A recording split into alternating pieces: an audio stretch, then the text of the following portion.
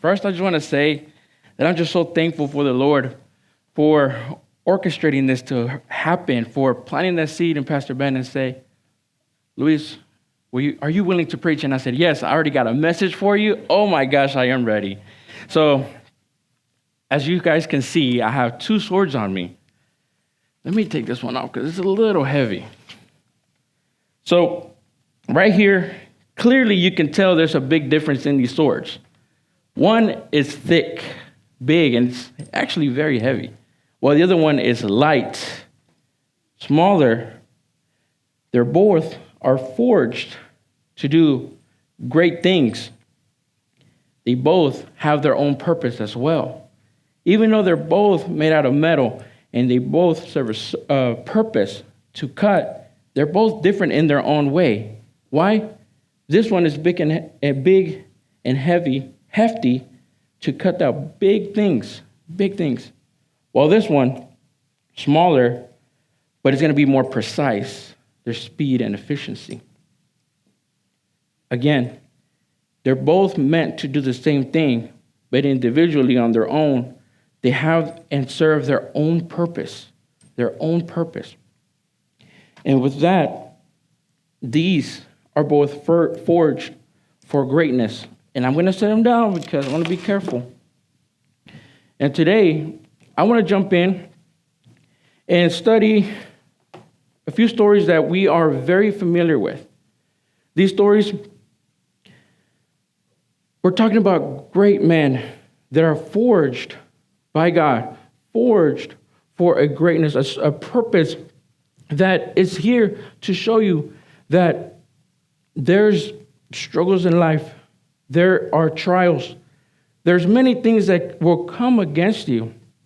But you got to keep in mind, the Lord is forging them and you for a purpose, for your greatness. So I want to start off with the story of Joseph. We all know the story, but today I want to take it down piece by piece and go into it, just sharing what the Lord opened to me to see, to share for you. Joseph, he's a young 17-year-old. He was the youngest of his brothers. But what happened? His brothers hated him. They all hated him. So if we jump to Genesis 37:4, in the scripture, we can see that when his brothers saw that their father loved them more than any of them, they hated him and could not speak kind words to him. Man, having all these siblings, and we're all about family, right? Family is supposed to love you. Family is supposed to be there for you. Family is supposed to just be the anchor of your life, right? But him being the youngest, he was being hated so much that they could not say a single nice thing about him or to him. But why is it that they hated him so much? If we go just one verse back to verse 3, we're told why. Israel loved Joseph more than any of his other sons because he had been born to him in his old age. So in a time where, he was very old. He wasn't really supposed to, whoa, something's coming. He was able to have his son Joseph, so he adored him because this was a gift from God, a gift that he didn't think he could attain at the age in which he was in. So as we continue through the story, we know that Joseph starts to have dreams. And in these dreams, he tells his siblings, hey, you guys are going to bow down to me. And they're like, what? We really don't like you. You're telling us that we're going to bow down to you. Like, what is this? No, we're not going to follow you on that. That's crazy. That's absurd. Even then, he has another dream. And in this dream, he shares it with his mother and father. And even them, if we go to verse 10 in Genesis 37, when he told his father as well, his brothers, of this dream, his father rebuked him and said, what is this dream you had? will your mother and I and your brothers actually come and bow down to the ground before you? They rebuked him. He rebuked him. His own father that loved him so much rebuked his son, saying, are you serious? Like, even I'm going to bow down before you? To him, even that was crazy. His own father. And rebuking is not something soft, not something easy. When I looked up the definition, just to make sure that I understood what rebuking means, it says expressing sharp. Whoop, this is sharp. Disapproval of what he just expressed to them. So right there, we're talking about him being hated, not rebuked. I mean, I can only imagine the isolation he could have felt in that moment. That isolation of, okay, so then who am I? What am I? Or am I even crazy for even just speaking such things? Yeah. You know, I'm having these dreams. This is what I'm seeing. I'm sharing them thinking that, hey, I'm letting you guys know so that way you can be aware, but then I'm being rebuked. Wow, that isolation must be crazy, crazy. And then as we continue to the story, we know that from the hate that his brothers had for him, they were planning to kill him, planning to just get rid of him because they want nothing to do with him.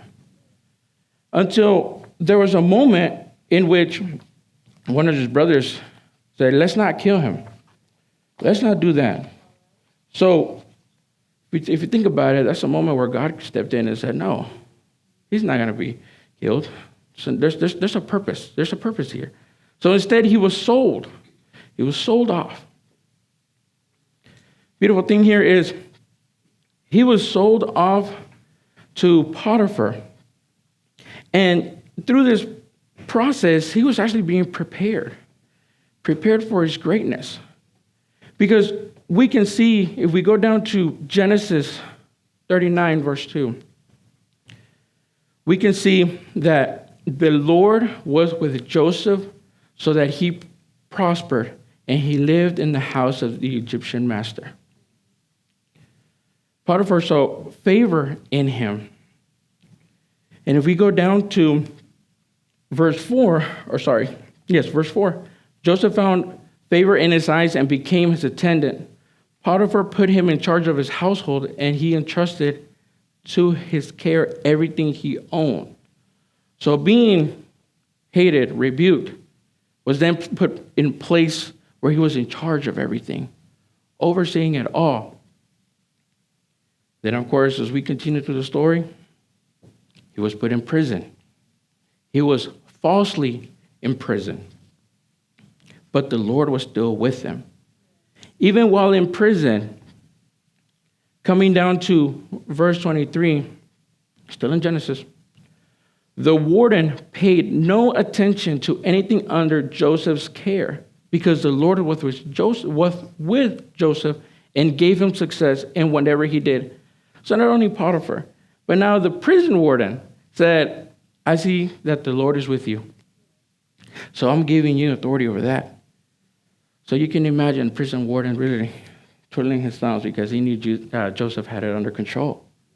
Again, from being hated, rebuked, he was going through everything that he went to and was placed in a position to where he was favored and God was always, always with him.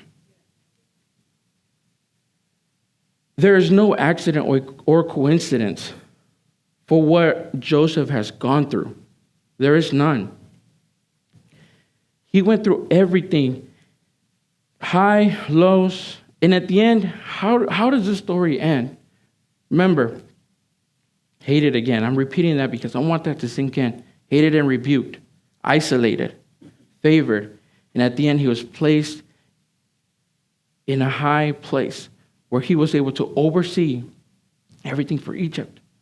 To the point to where then his brothers came and actually bowed down to him.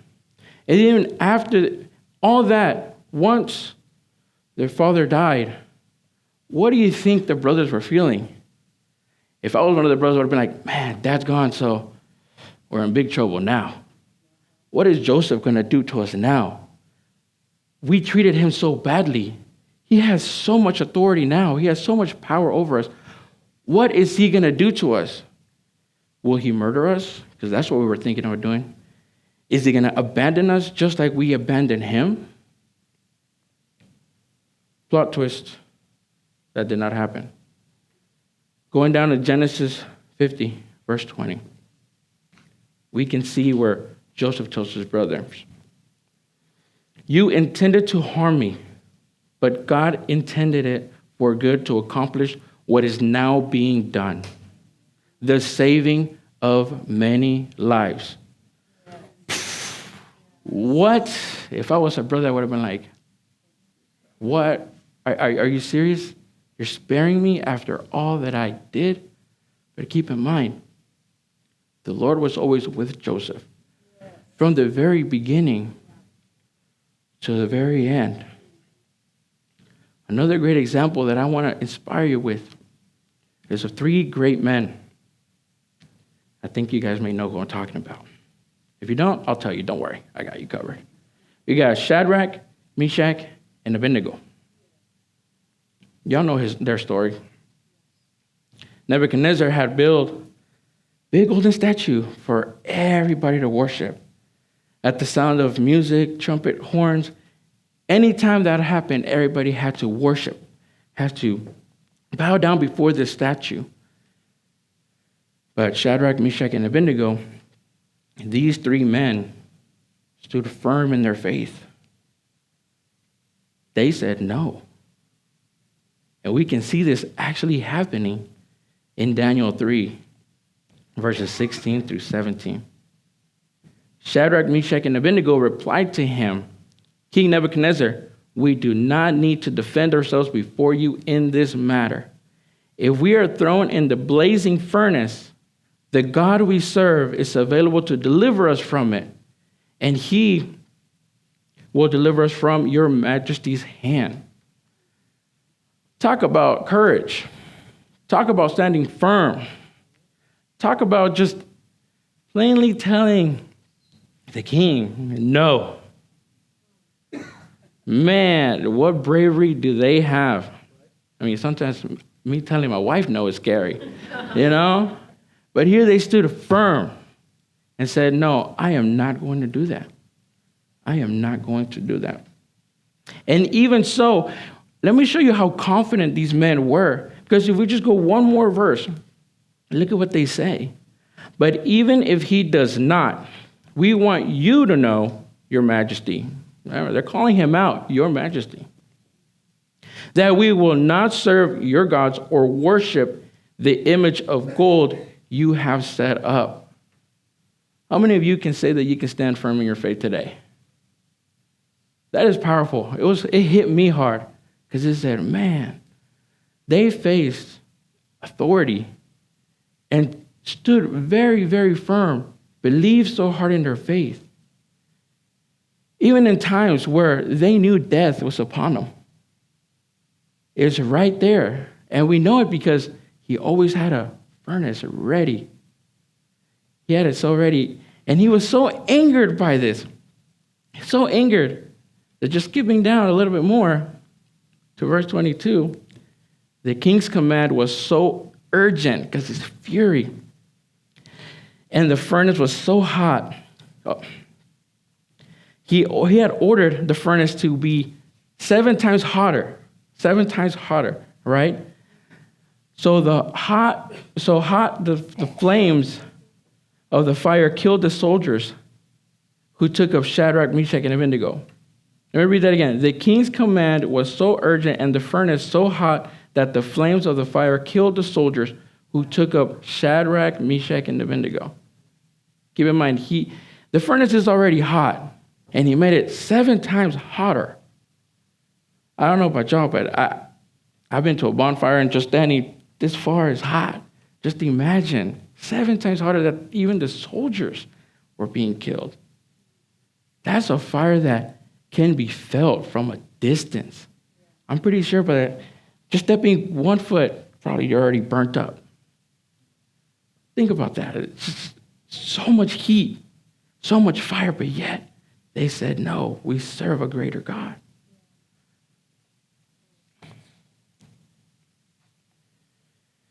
As they were thrown in there, they knew that 3 men went in. But there's a miracle in there. They saw a 4th person. A 4th person. They were like, what? 1, 2, 3, 4. What's going on? Even the advisors, everybody said, whoa, what's that? What's in there? What? In verse 25, look, I see 4 men walking around the fire, unbound and unharmed, and the 4th looks like the Son of God. Wow. He must have been illuminating in there, brighter than the furnace, brighter than the fire. Because they knew 3 were in there, yet 4 are seen. King calls out for them. And in verse 27, we're seeing that they're saying that they saw the fire had not harmed their bodies, nor was the hair in their heads singed. Their robes were not scorched. Remember, a bonfire is so hot, yet they went in there and nothing was burning. And there was no smell of fire. Y'all know that fire. Y'all can smell it. Y'all can smell it. Even if there was a house down there burning, you could smell it. And they were in those flames, in that hot furnace, yet untouched. Untouched. No sign of it. No nothing. The fire did not burn them. And what was meant to bind them was destroyed by that fire. The fire in your life may not be literal, but it's just as intense. Talking about rejection. That doesn't feel great. And we saw that in the story before. Anxiety. We're so anxious about everything. Because we have everything in the palm of our hands, we stay anxious. But let's not be anxious. Loss. Pressure. We surround ourselves with so much pressure. Pressure from work. Pressure from activities. We are also in it. And just think about this, and I want this to sink in. God meets you in your fire. He does not always pull you out, but he walks you through it. Just like these swords that I showed you guys. Sometimes these fires are having to be put back in the fire so that way they can be sculpted and molded to where they need to be, how they need to be. Sometimes that happens with each one of us here.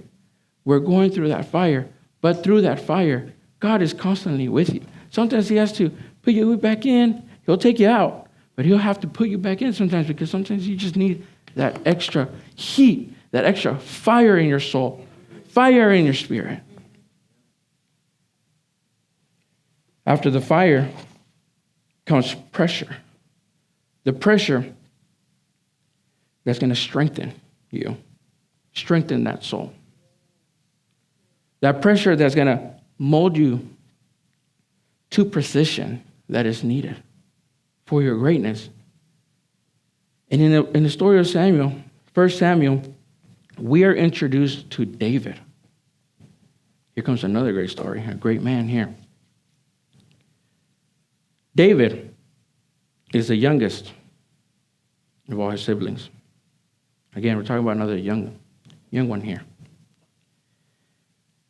In the very beginning, when we're introduced to David in 1 Samuel 16, we're introduced to him.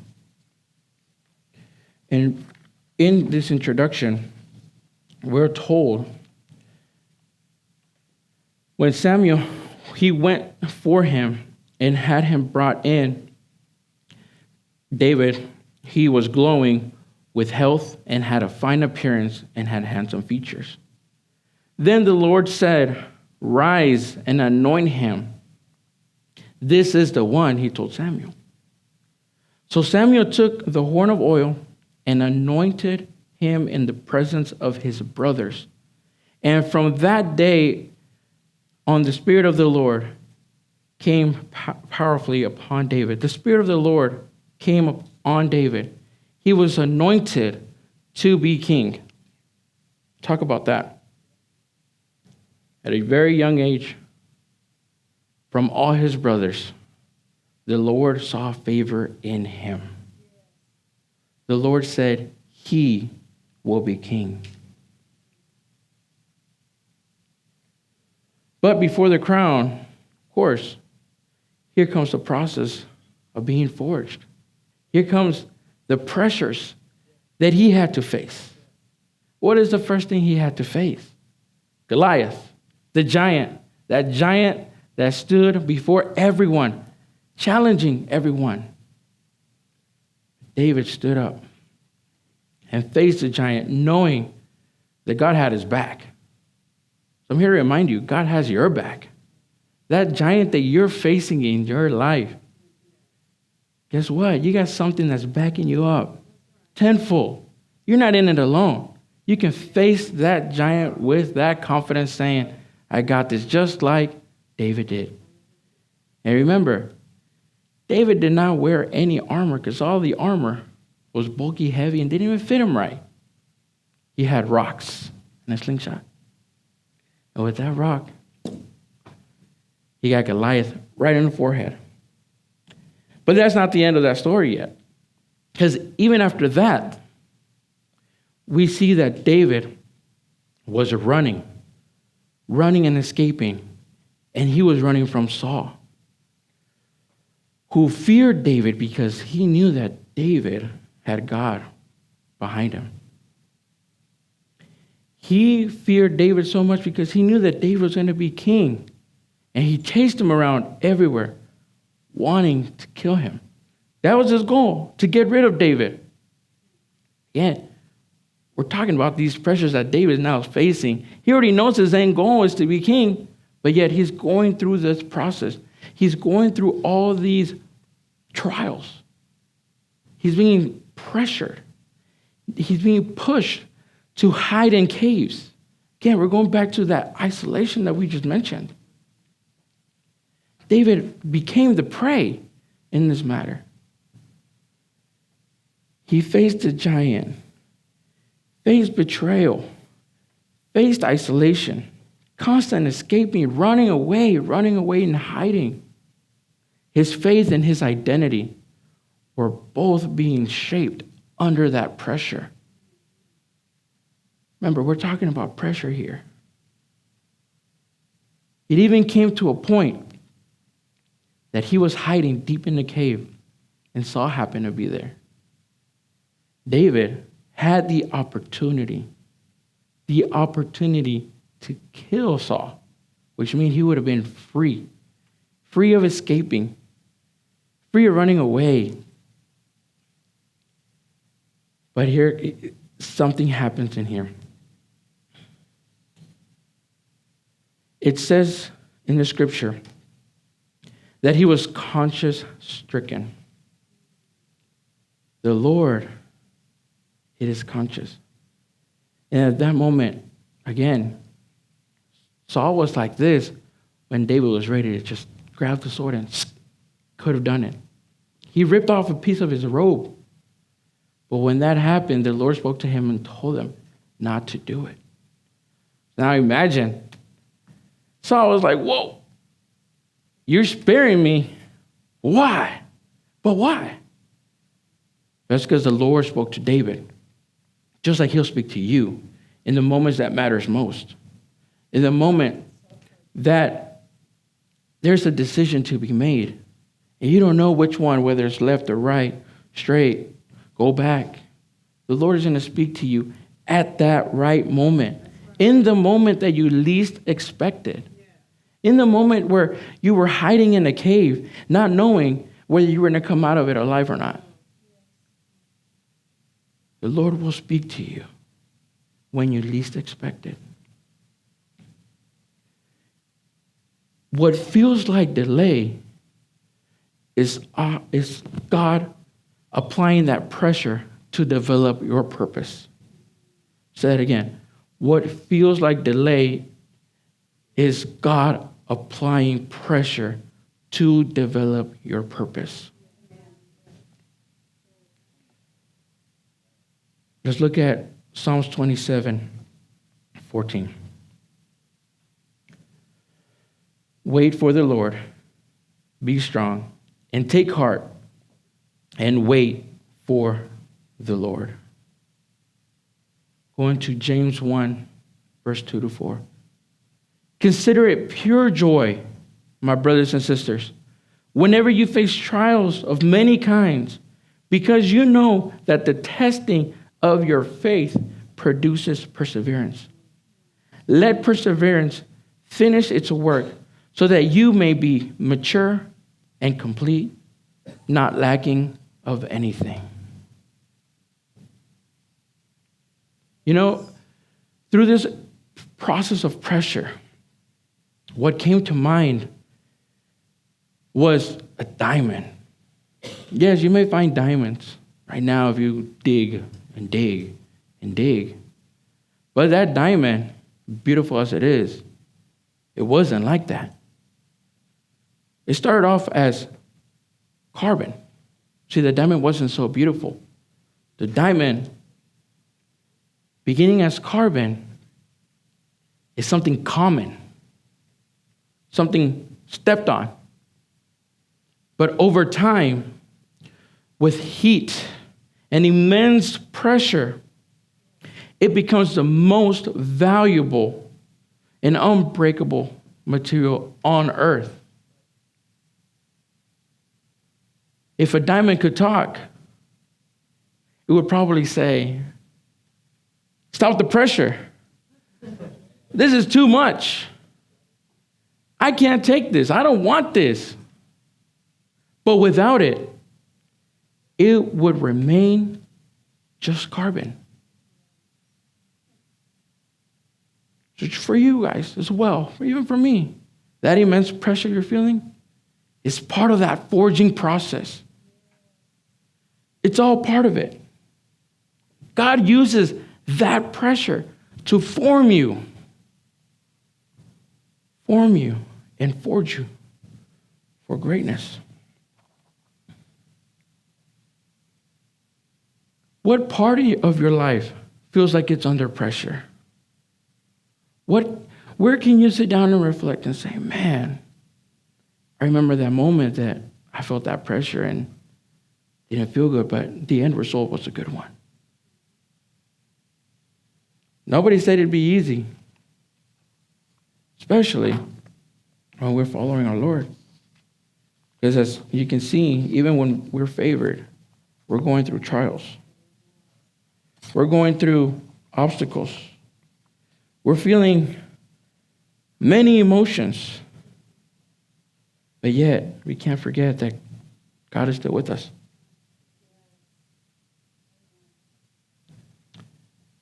We talked about the fire. We talked about the pressure. Let's talk about the purification. Let's follow the journey of Peter. In Matthew 4, we see that Jesus is walking beside the Sea of Galilee when he runs into the brothers. And God says, "Come, follow me, and I will make you fishers of men." At once, they left their nets and followed him. Peter immediately followed him. Talk about raw potential there. Not knowing, just said, "Yes, I'm coming. I'm following." But then we go through his story and we start seeing the highs where his faith is strong and the lows where his faith is not as strong. Jumping into Matthew 14, verse 28, 31. We come to the part where they see Jesus walking on water. Everybody's on the boat, scared. There's a ghost. What is out there? But here goes Peter. Lord, if it's you, tell me to come to you on the water. One responds, come. Then Peter goes out of the boat, walked on water, and came towards Jesus. But when he saw the wind, he was afraid and, beginning to sink, cried out, Lord, save me. That's us. We say we have this faith, but the moment that fire, that pressure kicks in, whoa, you lose your balance, and you start to sink, and you start to cry out. And even then, he still reaches down to grab him. Even then, he's going to pull you out of the trouble that you're in. Even then, he's going to come to you and save you. Just like the three men in the furnace. He was in there with them. They were pulled out. Just like Joseph, sold and in prison, pulled out.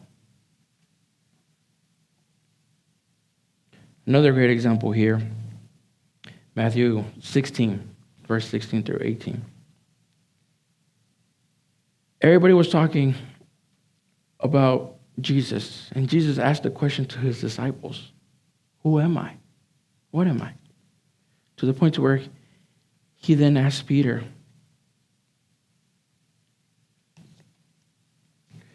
who am I?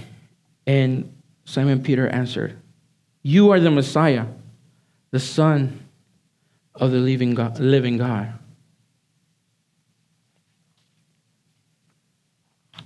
And right there, it shows that Peter knew who Jesus was because he had been with him this entire time. He got to learn from him. He got to experience the miracles with him. But not too long after that, something happens.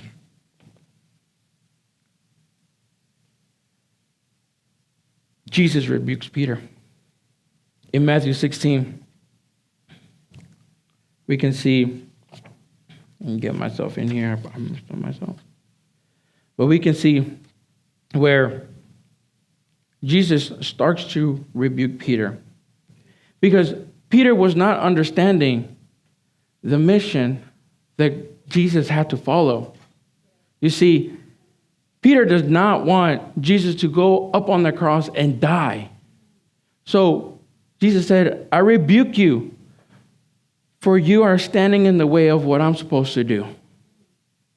So here we see that Peter had a concern of his own, a worldly concern, when in reality, Jesus was serving a divine purpose. That purpose is to die for us, so the gates of heaven are open for us.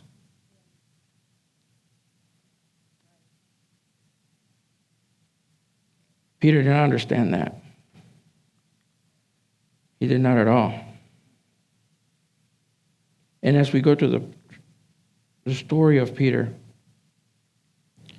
jumping towards Luke 22, verse 31.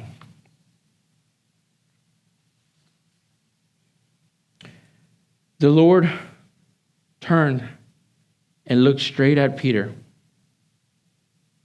And he told him, you're going to deny me at least 3 times.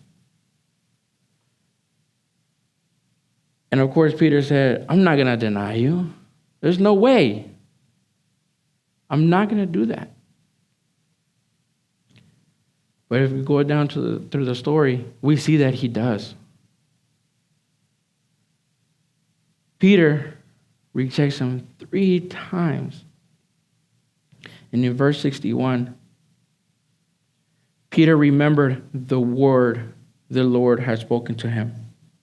before the rooster crows today, you will disown me 3 times. From there, Peter went outside and wept bitterly. Just imagine, you've been with Jesus this entire time. You know who he is. You even mention him as the Son of the Messiah. You know what he is capable of. Yet, when the world comes to attack you, you then deny that. When the world questions you, you hide away. So that's why Peter wept bitterly. In this moment, he was broken. But through this purification process, the impurities start to rise to the surface.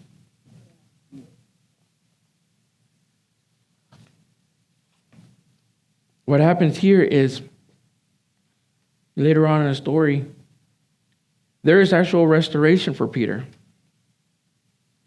If we go down to John 21, verse 15, 17, we see that Jesus asked Peter, "Do you love me?" "Yes, I do." Keep in mind, he had rejected him before. Jesus asked him again, "Do you love me?" He says, "Yes." So Jesus says, "Feed my sheep." And then there's one more time that Jesus asked him for the 3rd time, "Do you love me?" Peter's like, "Yes, I do." This is Jesus reinstating and purifying Peter's identity and his purpose.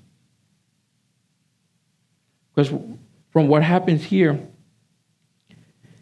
Peter gets empowered for purpose. Jesus calls Peter to be his rock, the rock for his church. So here we see that even through the brokenness, Jesus will turn it around, purify you, restore you, to empower you.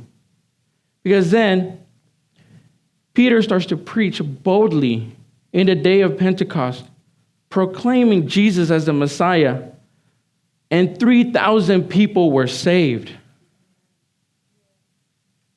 Started knowing Jesus, rejected him, but then restored. Purification. Jesus was purifying him. Purifying because he had a purpose. There was greatness behind him. 3,000 people were saved. Peter was no longer unstable. He was not impulsive. He was now refined, filled with the Spirit, and ready to lead. Peter wasn't perfect, but was purified. Jesus didn't throw him away after failure. He refined him for this purpose. Your failures don't disqualify you. They can change as you are forged. God uses many of these trials to test your faith, but also make you stronger. We have many things that hit us, that come to us from many different angles. Many different things happen in the world. But we're not worldly people. We're godly people.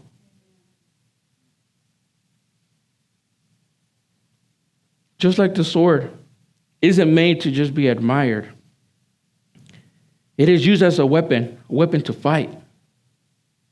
Your soul is being forged. Your mind, body, everything is being forged for a greatness, a purpose, to serve a greater purpose. We go down to Ephesians 2, verse 10. For we are God's handiwork, created in Christ Jesus to do good works, which God prepared in advance for us to do. Don't despise the process. God is forging you and will continue to do so. I will tell you this. I don't know where you are in that forging process, but I can tell you the altar is a place where you can start that process. Whether you are in the fire, whether you are under pressure, or now in the purification stage, bringing it to the altar is a great way for you to start or continue the process. I want you to be inspired by this, knowing that all that you're going through is to be for the greatness of God. Because I want to leave you with this, guys. This is something that just hit me hard. And pay attention to this. The enemy knows you by name, but calls you by your faults. When Jesus knows your faults, but calls you by name, the enemy is going to call your faults day in and day out. But Jesus is here to say, I know you. I love you. So I'm going to say that one more time. The enemy knows you by name, but calls you by your faults. When Jesus knows your faults, but calls you by name. Thank you, guys.